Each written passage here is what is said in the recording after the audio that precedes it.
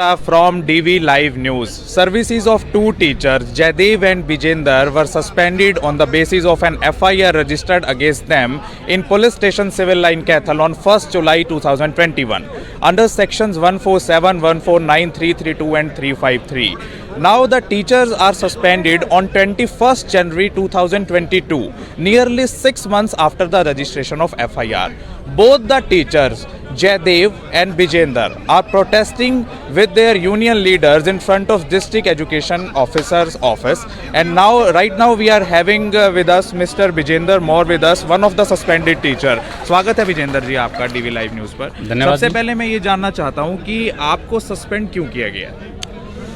Sir ऐसा है 30 जून 2021 की बात है। हमारे सेक्टर और 4-5 कॉलोनियों में लाइट नहीं थी और उस लाइट ना होने के कारण हम लगभग पिछले 4-5 दिन से लाइट की समस्या आ रही थी। हम बिजली विभाग के सभी अधिकारियों से मिले और उन्होंने कोई समाधान नहीं किया लाइट का। तो हमारे पास कुछ साथियों के फ़ोन आए कि कुछ डीसी कार्यालय पर एजिटेशन चल रहा है। तो लगभग हम भी 11:30 बजे के करीब डीसी कार्यालय पे गए तो हमने देखा कि वहाँ एजिटेशन था और एसडीएम साहब आए हुए थे। हमने एसडीएम साहब से बात की, सर ऐसे ऐसे हमारी समस्याएं हैं और लाइट नहीं आ रही है। तो एसडीएम साहब ने कहा कि कोई बात नहीं, आपकी कल से लाइट की जो समस्या है उसका समाधान हम करवा देंगे। तो वहाँ से हम जितने साथी थे हम सारे के सारे वापस आ गए। तो अगले 3-4 दिन के बाद पता चला भाई कुछ साथियों पर एफआईआर दर्ज हो गई है, लेकिन उस एफआईआर में मेरा नाम नहीं है। जो जहाँ तक बात है ना, ओरिजिनल एफआईआर में आपका नाम? ओरिजिनल एफआईआर में मेरा नाम नहीं है। तो ये कब ऐड हुआ? ऐड भी अभी तक मेरा ऐड नाम नहीं है। अच्छा, अभी तक मेरा नाम उस एफआईआर में ऐड नहीं है, ना मेरे खिलाफ एफआईआर है। तो फिर कहीं पे तो आपका नाम होगा ना, डीडीआर में, रिपोर्ट में, कंप्लेंट में? कहीं मेरा नाम नहीं है, किसी भी कंप्लेंट में कोई नाम नहीं है मेरा।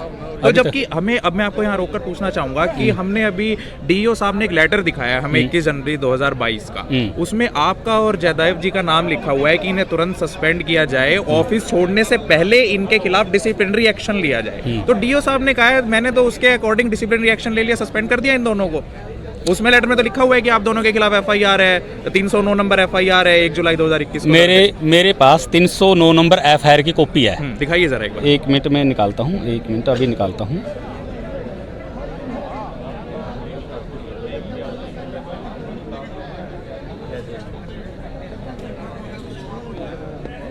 तो आप इस समय अपनी टीवी स्क्रीन पर देख रहे हैं एफआईआर नंबर 309 की कॉपी है ये, जो सिविल लाइन थाने में दर्ज हुई है 1 जुलाई 2021 को, जिसमें सेक्शंस 147, 149, 332 और 353 साफ तौर पर देखे जा रहे हैं। और इसमें जो नाम है वो जयदेव, जयपाल, शमशेर, मनोज मलिक, सतीश चहल व अन्य।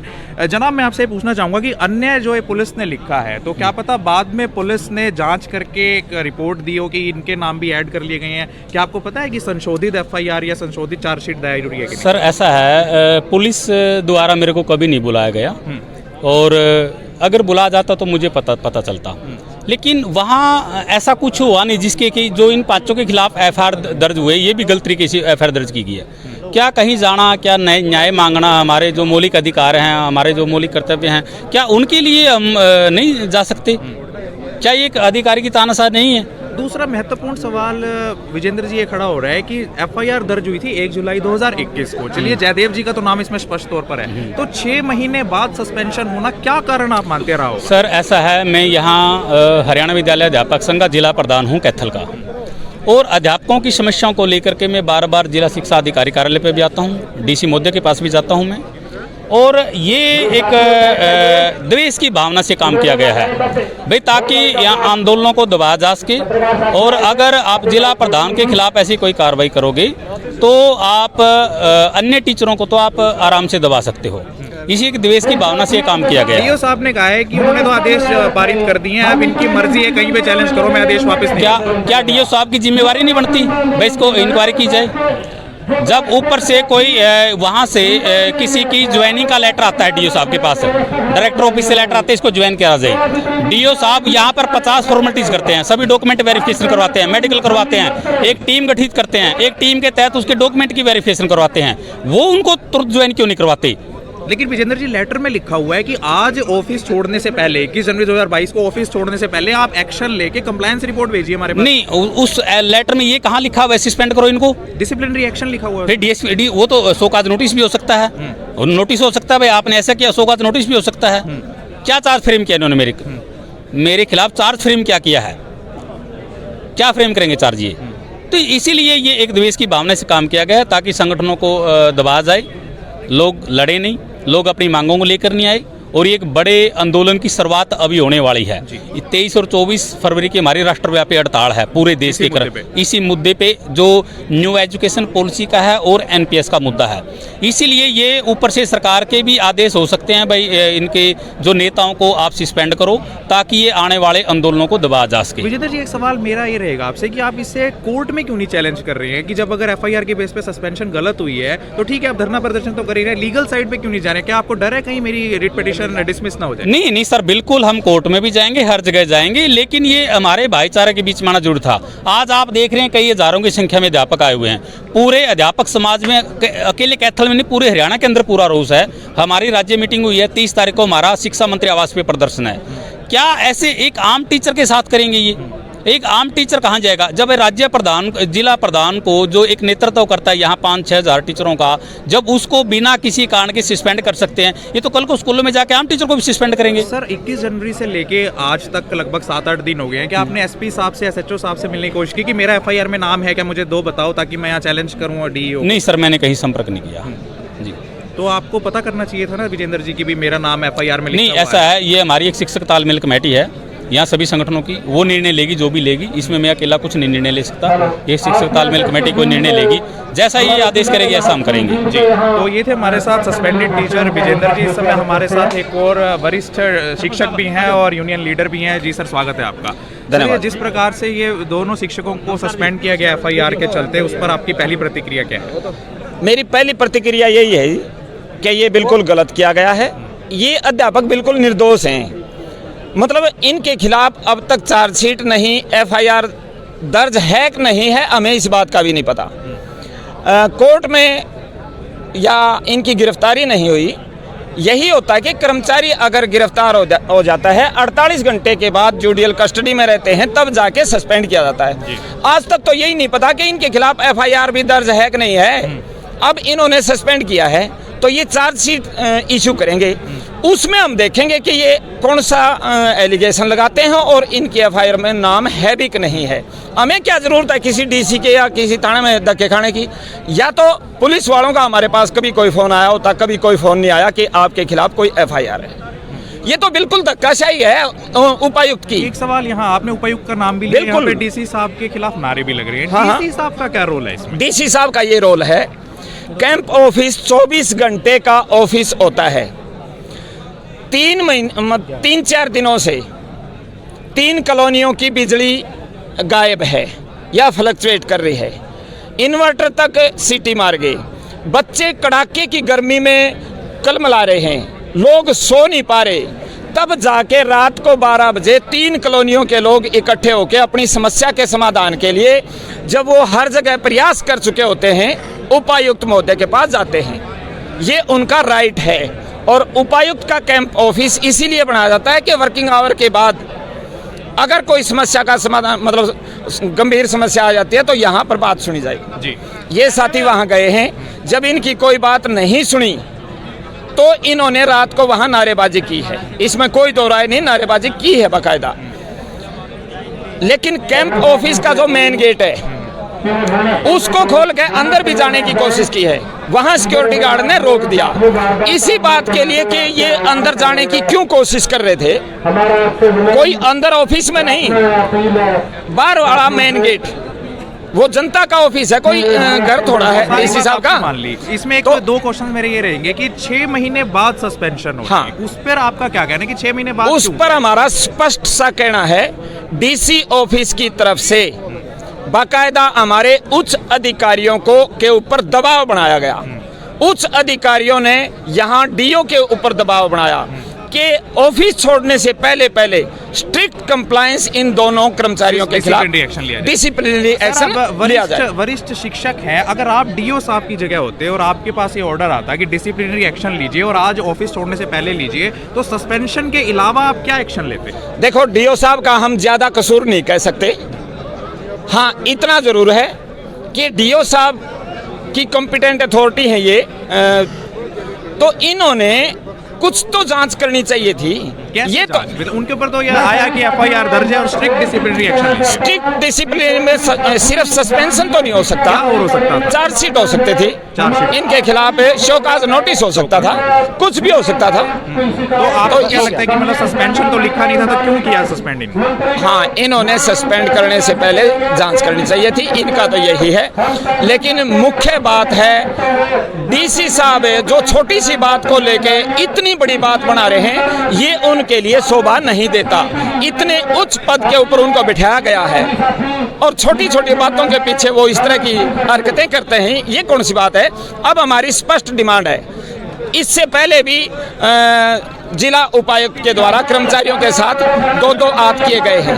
तो अब आगे आपकी कार्रवाई क्या रहेगी अगर इनको सस्पेंशन? आगे की ये है कि जब तक ये बहाल नहीं हो जाते कर्मचारी अध्यापक, इनके एफआईआर रद्द नहीं होती और डीसी साहब का ट्रांसफर नहीं होता, तब तक हमारा आंदोलन जारी रहेगा। जी। Live. Services of two teachers, Jaidev and Bijender, were suspended on 21st January 2022 because an FIR against both of them had been registered at Police Station Civil Line Kethal on 1st July 2021 under IPC 147, 149, 332 and 353. Now the teachers, along with their friends and other union leaders, they are protesting in front of the DEO office, District Education Officer Kethal, and now we are having with us Mr. Anil Sharma, DEO Kethal.